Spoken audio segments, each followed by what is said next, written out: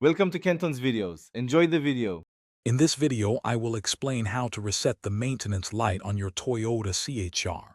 First, turn your ignition to the on position, but do not start the engine. Next, confirm that your odometer reading is visible on the multi-information display.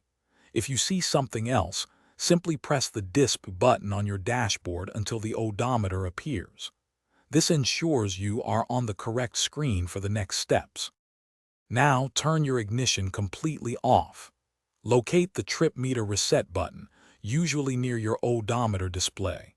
Press and hold this button firmly. While still holding the trip meter button, turn your ignition back to the on position. Do not release the button yet, as this action initiates the reset sequence for your maintenance light.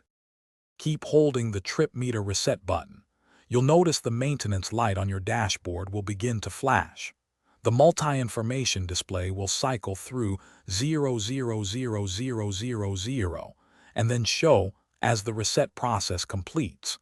Once the maintenance light turns off completely, you can release the trip meter button. This indicates the reset procedure is finished. Finally, start your Toyota CHR's engine to confirm that the maintenance light is now off.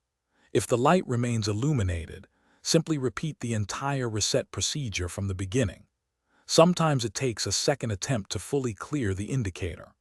Also, for those looking to improve their financial outlook, check the description below for a link to a fantastic book that can truly change how you think about money, along with other great deals.